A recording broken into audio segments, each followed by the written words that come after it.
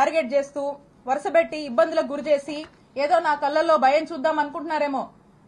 నాకు బాధేస్తుంది ఎప్పుడు తెలుసా, అవతలోడి కళ్ళల్లో అవతలోడు ఏదైనా పెయిన్ లో ఉండి నా దగ్గరకు వస్తే బాధేస్తుంది. అప్పుడు ఏదైనా కళ్ళెంబడి నీళ్ళు రావచ్చేమో అవతలోడు బాధ చూస్తే. కానీ నీలాంటి వాళ్ళు భయపెట్టాలంటే నాకేం బాధ అనిపించదు, నాకు భయం అస్సలు అనిపించదు నీలాంటి వాళ్ళు భయపెట్టాలని చూస్తే. మీకు రాజకీయాలు ఎందుకు అవసరమో చెప్పనా. ఒకటి, రత్తయ్య గారంటే నాకు చాలా అభిమానం. ఆయన చాలా కష్టపడి ఈ స్థాయికి వచ్చాడు.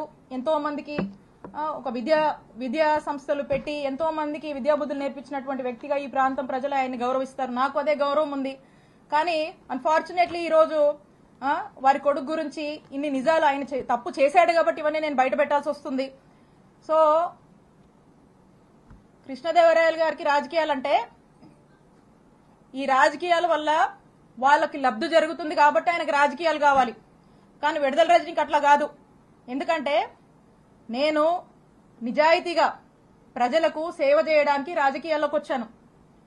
రాజకీయాల వల్ల నా రూపాయి నా ఆస్తులే నేను కోల్పోయాను తప్పితే నేను రాజకీయాల వల్ల ప్రజల వల్ల రాజకీయం వల్ల ఏదో లబ్ధి పొందాలనే ఉద్దేశంతో నేను రాలా.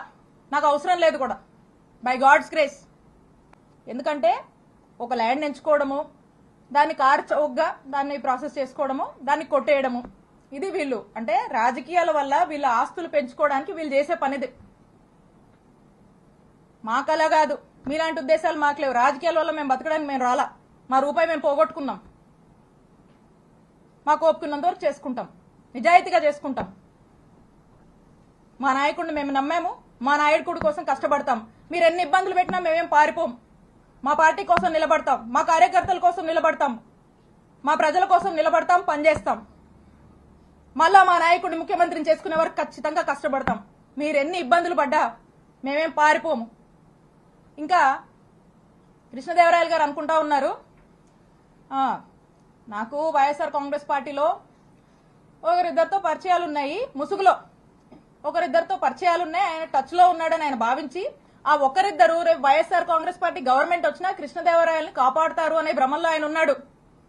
ఆ ఇద్దరు, ఆ ఒక్కరు, నువ్వు ముసుగులో ఉన్న ఏ ఒక్కరు కూడా నిన్ను కాపాడలేరు అని నేను క్లియర్ గా చెప్తున్నా. నీకు నిన్ను కాపాడలేరు, అది నీ భ్రమే.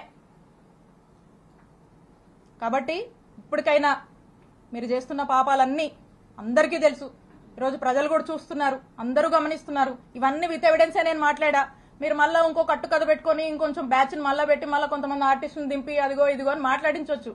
కాదు, నేను చెప్తా ఉన్నా, పోసాని గారు అప్పుడెప్పుడో మాట్లాడారని చెప్పి తర్వాత ఇన్ని సంవత్సరాలకు తెచ్చి చుట్టూ తిప్పారు కదా, ఇబ్బందులు పెడుతున్నారు కదా.